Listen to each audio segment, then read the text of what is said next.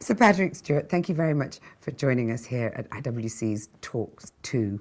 Yeah, we're really thrilled to have you. And I wondered if we could start way back. As a young boy in about 1951, when a surprise introduction to Shakespeare, I think, planted the seed for your future acting career. Yes, I was an 11+ failure and went to a secondary modern school. But it was there in my second year that I had an English teacher who was the man who first put a copy of Shakespeare into my hand, and in fact into the hands of my class, and said, open Act 4, Scene 1, which is the famous trial scene in The Merchant of Venice. And he said, you're Portia, you're Antonio Stewart, you're Shylock. Okay, start reading. So we all started reading. And he yelled at us, no, you idiots, not to yourselves, out loud. This is not a poem, it's a play, it's drama. That was when it began. His name was Cecil Dormond. And I spoke to him on the phone about 3 months ago. No. He's in his 90s and retired, of course, and still keeping a watchful eye on me. He then put me into a play with adults because he loved amateur theatricals. And when I was just 15 and about to finish my education, he said to me one day, have you ever thought about becoming a professional actor? Of course I hadn't. Nobody did, not in my community. And it was an idea that went out of my head because strings were pulled, and even though I was a secondary modern school boy, I was employed by my local newspaper. Well, I wanted to ask you, because obviously in your community, I'm coming from Britain as well, you were in a small working class community in Yorkshire. The idea of being an actor must have just seemed like the most ludicrous, frivolous, yes, silly thing. So you started working as a cub reporter, that you used to go to rehearsals, pretend you were working, and then make up the stories in the newspaper. Will you now confess? There's no one I'd rather confess to than you, Mariella. It's true. By the time I was 16, I was working with at least 5 different amateur theatrical companies in my neighborhood. But because we were amateur, we could only work in the evenings, rehearse in the evenings. Well, you know that a journalist's life is 24 hours a day, and the evenings are often the most important times of the day for working. But they clashed with my rehearsals. So I put in place a rather elaborate system of colleagues who would deputize for me for the price of half a bottle of whiskey, or somebody at the event who I could call afterwards who would tell me what happened, and I would write it as if I were there, or I made it up. I'm getting the sense that you were pretty determined that you were going to be an actor, and you did then, not surprisingly, pursue a fantastic career, particularly in classical theatre, before you were offered this potential break in Hollywood. And I know that for the Star Trek films, and I know that the signing of the standard 6-year contract was particularly intimidating for you, but you thought it wasn't going to be a success, so you thought, well, it doesn't matter. When I was offered the role in Star Trek of Jean-Luc Picard, I knew nothing about the history of the show, and I didn't have any ambitions to go to Hollywood or to work in television or film.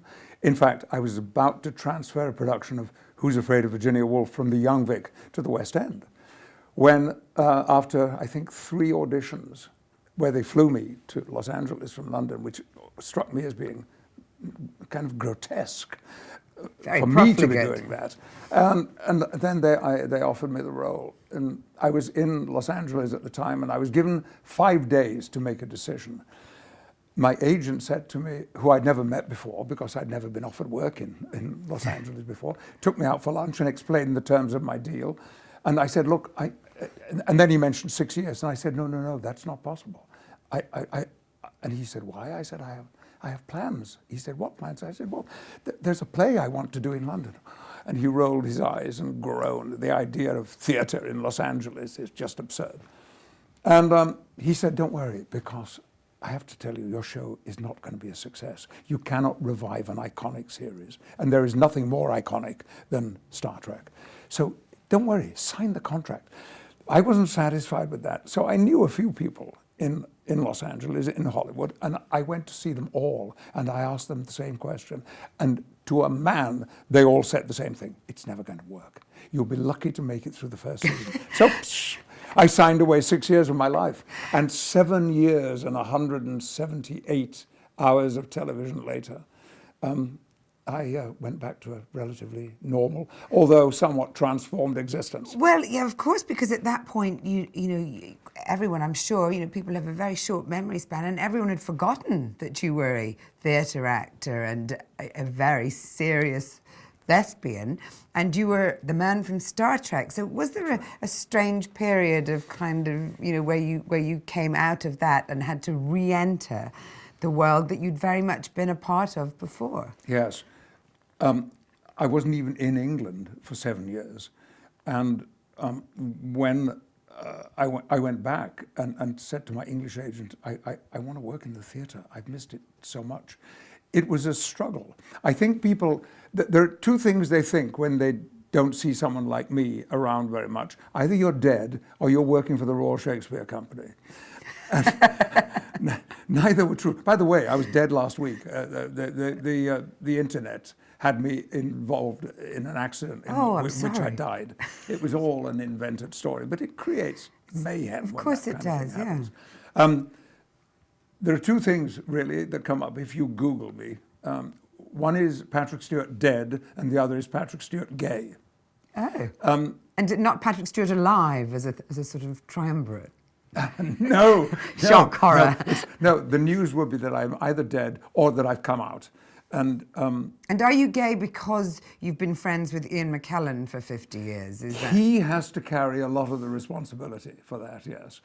Most famously, when I kissed him on the lips on a red carpet at a premiere of something or other, and that confirmed to the world. And as Ian knows, I have considered it one of the proudest achievements in my life to be considered gay while actually not being gay.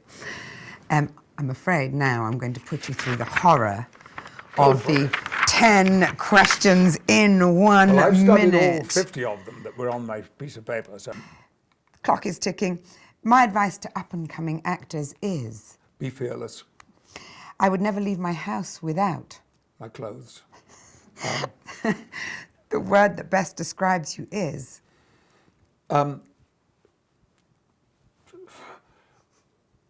Determined. One item I would bring to a desert island is... My pool table. And my cues and balls, because I want to get better. You can have all three. One superpower I would like to have is... Oh, yes. The transporter. I'd like to be transported rather than having to fly. The talent I would most like to have is... Oh, piano. My worst fear. Broken bones. Flats or heels, tuxedo or sweatpants? Oh, tuxedo. Absolutely. And your favourite pastime when you're not working? Painting. Thank you very much. It's been an absolute honour to talk to you, Sir Patrick Stewart. Thank you. And the feeling is mutual, by the way. No, that's very sweet. Thank you on behalf of IWC as well.